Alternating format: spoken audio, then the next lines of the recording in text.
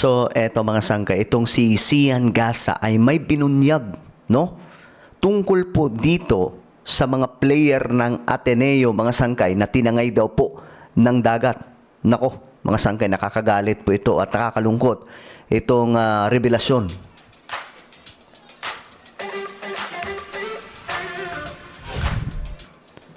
Hello, what's up guys? This is me. We are back dito sa ating YouTube channel. At ayun nga po mga sangkay, pag-usapan po natin itong kaganapan mga sangkay tungkol po dito sa dalawang Ateneo student, mga player ng Ateneo mga sangkay na talagang namang kawawa ang kinahinatnan, no? Until now mga sangkay, viral pa rin po, pinag-uusapan pa rin po ito. At ngayon, pag-uusapan po natin itong nilabas na impormasyon ni Sian Gasa at ng marami pa pong mga personalidad, mga sangkay, no? Na ngayon ay nananawagan na, kino-call out po talaga ng gusto itong Ateneo. Okay, pag-usapan po natin. Anyway, bago tayo magpatuloy sa mga hindi pa po dyan nakakapag-subscribe sa ating YouTube channel, makikita nyo po yung subscribe button sa baba ng video na to. I-click nyo lamang po yung subscribe, i-click ang bell, at i-click nyo po yung all. Sa mga nanonood naman po sa Facebook, i-follow nyo po yung ating Facebook page. So, eto na nga mga sangkay, pag-usapan po natin ito kasi mahalagang ma-address po ito, no, sa maraming mga kababayan po natin. Eto, isa nga pong, eto mga sangkay, si Professor Contreras ay nagsalita din po hinggil po dito sa inilabas na statement ng University ng ayan, mga sangkay, University ng Ateneo. University Statement on Coach Tab Baldwin. So, klinaro nila mga sangkay na kumbaga sila din mismo ang nagdesisyon na hindi muna magsalita itong si Coach Baldwin at hindi po muna maglabas ng statement.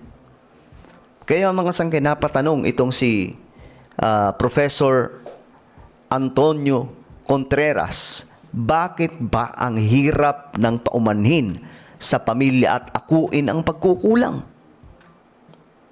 Di ba mga sangkay? Napapansin nyo yan? Hindi po nilang magawa na mag-sorry ng matino. Puro depensa, puro pananakit, mga sangkay, ang ginagawa. Ano nang nangyayari sa universidad na ito? Ito yung tanong ng marami sa ating mga kababayan at marami pa pong kilalang personalidad. Kahit nga po mga sangkay, mga nag-aral sa Ateneo, kino-call out po nila ang Ateneo. Bakit ganon? Bakit hindi inaako ang pagkakamali at pagkukulang? Bakit hindi man lang nila mapwersa itong coach ng Ateneo at ang buong coaching staff? Dahil ako mga sangkay, for me, may malaki po talagang pananagutan sila dito.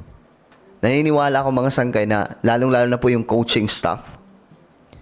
Sila po talaga yung, kumbaga, nagmaniobra sa sinasabing team building, pero ang sinasabi ng mga dating mga players ng Ateneo, boot camp ang ginagawa instead of team building. Ngayon, mga sangkay, eto. Tingnan po ninyo yung pasabog ni Sian Gasa. Sabi po niya, napaka-basic lang yan pagsalitain ninyo sa isang press conference yung head coach ninyo para ikwento niya sa publiko yung buong pangyayari. Tapos ang usapan. Matutuldukan ang dapat matuldukan. Wala nang kaliwat ka ng teorya at espekulasyon. Pero syempre, ayaw niyong gawin yun kasi sinisafety ninyo ang buong institusyon from any legal liability to a point na pinapirma niyo agad ng NDA ang bawat player and staff na present sa team building at binalaan sila na bawal magsalita sa media or they will face appropriate legal consequences. Mautak, no? Grabe, mga sangkay lang.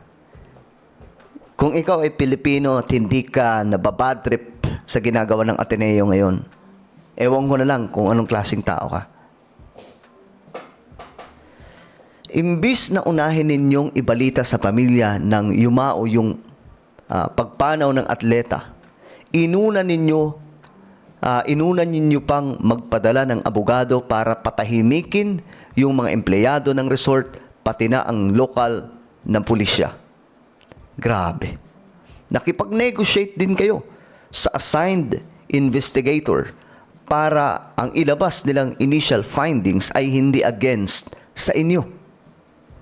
You even paid media outlets para maglabas sila ng balita na pabor sa narrative ninyo.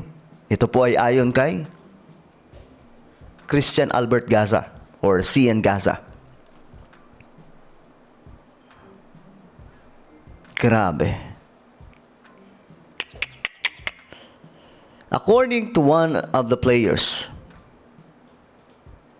CN, aksidente talaga yung nangyari. Walang foul play. But it is 100% preventable. Kita nyo mga sangkay? Aksidente lang yung nangyari.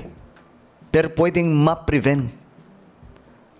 The resort and the local authorities told us over and over again na hindi safe sa beach because of the strong winds and big waves. Kita nyo, pinaalalahanan pala sila.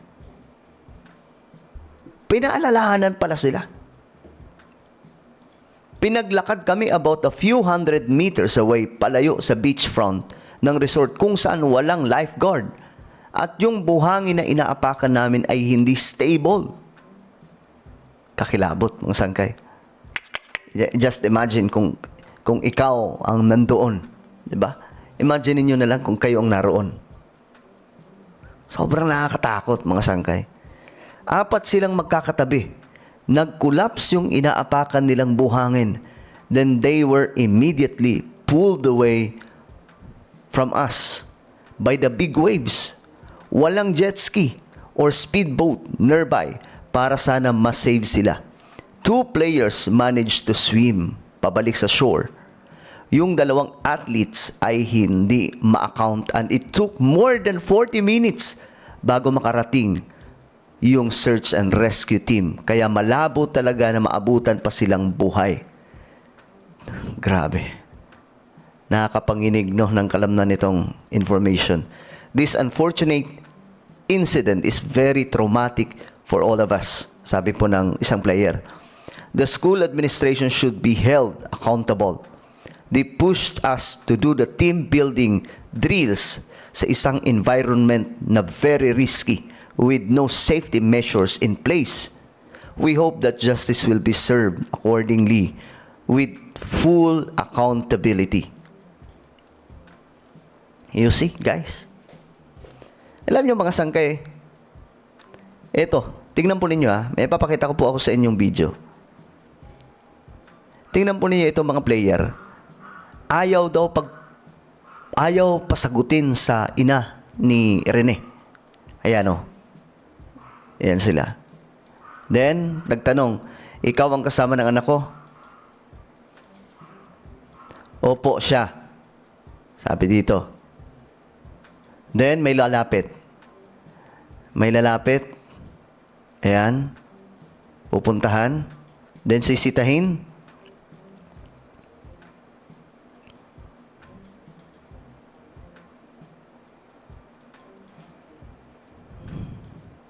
Pinaalis mga sangkay.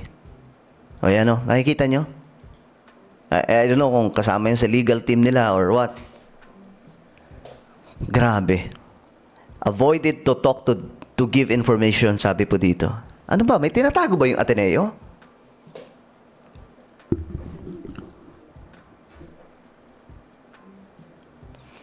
Ay, nako po. Alam nyo, kawawa din po yung mga sangkay. Yung ina ni Divine Adely. Sabi po niya dito, it's not easy for us. He's the only hope for this family. He is our hope. He's too hardworking. He loves his family. I need an answer. A clear answer from Philippines, from Ateneo Blue Eagle. The coach, please, I just need an answer. Tell me what happened to my son. Their stories are not the same. Nakakaiyak lang mga sangkay basahin, no?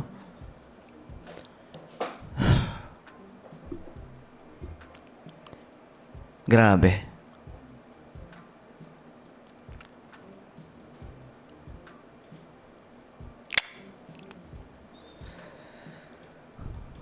Ito, sabi po ni Christian, ni Cian Gasa, sayang ang buhay, nakakapanghina. My prayers are with the two families ng dalawang yumao. May they find strength to overcome this very dark chapter of their lives. Grabe, no? Nakakadurog ng puso. The most effective damage control strategy is to release a public statement taking full accountability sa aksidente sabay issue ng public apology. That's how you handle properly. The court of public opinion mas prioritize ninyo yung legal liability na kayang isettle gamit ang pera kaysa damages sa pangalan ng institusyon na walang katumbas na halaga. Kung nag-public apology na lang sana kayo agad nung isang araw, edi sana hindi na pumutok yung issue. Ang focus na lang sana ng madlang people ay rest in peace sa dalawa. Sa inyo patuloy umikot yung buong issue.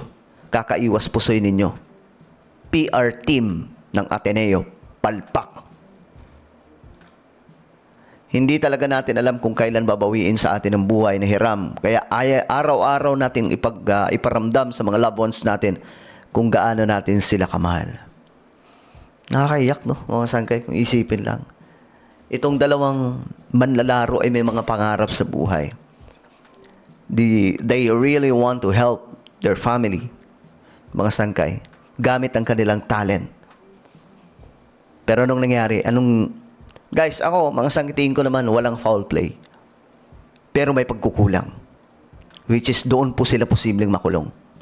Yung buong coaching staff. Lalo na kung mapapatunayan na totoo na malabot kampo ang kanilang ginawa doon. Pero mo, delikado pala talaga yung lugar. Mismo yung lokal na pamahalaan nila, nagsabi. Pinaalalahanan sila. Pero tinuloy pa rin nila.